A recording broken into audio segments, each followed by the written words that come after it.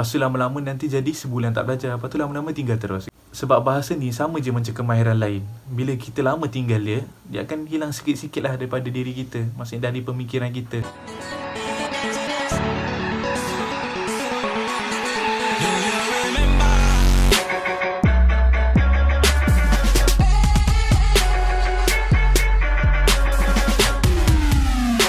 Assalamualaikum. Jadi seperti yang kita lihat sekarang kan, ramai dah orang yang berminat nak mempelajari sedikit sebanyak tentang bahasa Arab ni.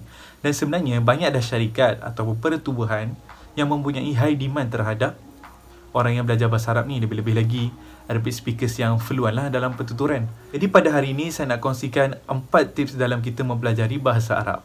Yang pertama adalah dari segi masa dan komitmen. Okey, masa dan komitmen ni bukan saja kepada orang yang ingin belajar bahasa Arab, tetapi kepada sesiapa saja. Tak kisahlah korang nak belajar menyanyi ke, korang nak belajar melukis ke, masa dan komitmen tu adalah benda yang paling penting. Okay? Saya mencadangkan kepada korang yang baru nak belajar ni, spend dalam 10 hingga 15 minit setiap hari. Okay? Dan banyak sebenarnya apps yang korang boleh guna, sebagai contoh Duolingo, Lingodia, yang dapat membantu korang belajar 10 hingga ke 15 minit setiap hari. Dan komitmen adalah benda yang paling penting lah kan. Dan janganlah korang belajar seminggu and then seminggu tak belajar. Belajar seminggu, 2 minggu tak belajar. Lepas tu lama-lama nanti jadi sebulan tak belajar. Lepas tu lama-lama tinggal terus. Sebab bahasa ni sama je macam kemahiran lain. Bila kita lama tinggal dia akan hilang sikit-sikit lah daripada diri kita. Maksudnya dari pemikiran kita. Kalau kita konsisten dalam belajar bahasa ni, dia akan melekatlah dalam kita punya pemikiran ni lah. Maksudnya tak mudah hilang lah. Yang kedua adalah belajar bahasa Arab formal dahulu. Okay, kenapa saya cakap belajar bahasa Arab formal dahulu? Okay, seperti yang kita tahu, bahasa Arab formal ni adalah merupakan bahasa yang digunakan oleh seluruh negara-negara Arab. Maksudnya, kalau kita pergi negara Arab mana sekalipun, diorang akan faham bahasa Arab formal tu. Sebab diorang gunakan bahasa Arab formal ni dalam urusan-urusan rasmi, di dalam akhbar, di berita-berita, di sistem persekolahan dan sebagainya.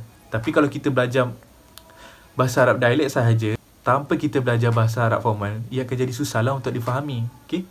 Sebagai contoh, Moroccan dialect adalah dialek yang paling susah dalam kalangan orang Arab. Bila mana kita belajar Moroccan dialect itu sahaja, kita akan susah untuk berkomunikasi dengan orang lain sebab kita tak tahu bahasa Arab formal tu. Okay? Jadi kalau korang nak belajar bahasa Arab dialect atau bahasa pasar Arab, korang start dulu dengan belajar bahasa Arab formal, iaitu Fusha. Yang ketiga adalah luaskan platform pembelajaran korang. Okey, apa yang selalu saya lakukan adalah saya manfaatkan penggunaan contoh Netflix dan YouTube. Okey, apa yang kita boleh dapat daripada kedua-dua tersebut? Sebagai contoh Netflix kan, kita boleh rujuklah satu movie ni kan. Nama movie tu The Messiah. Semua orang tahu di mana Messiah ni dia menggunakan pelbagai bahasa seperti bahasa Inggeris, bahasa Hebrew, bahasa Arab formal, bahasa Arab tidak formal pun ada. Jadi daripada movie tersebut saya dapatlah beberapa perkataan baru dan belajar perbualan-perbualan seharian yang ada dalam video tersebut.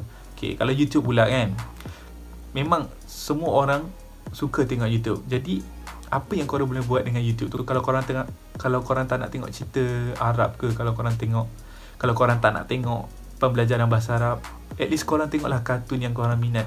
Contoh yang terdekat adalah contoh Upipin. Okay?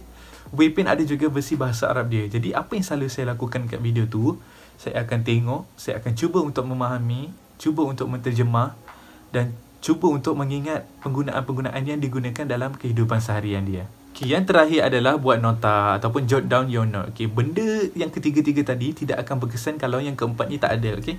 Sebab akal manusia ni terbatas, tak boleh ingat semua benda. Jadi bila mana korang belajar, at least korang tulislah kat mana-mana, di dalam phone korang pun tak apa, dan at least tulis satu perkataan pun tak apa. Sebab apa? Sebab beberapa hari kemudian korang akan lupa balik. Dan bila korang akan lupa, korang bolehlah rujuk balik nota tersebut. Dan korang bolehlah ingat balik apa yang korang dah belajar. Jadi itu saja daripada saya. Hendak si budaya, tak hendak si budalih. Keep calm and learn Arabic.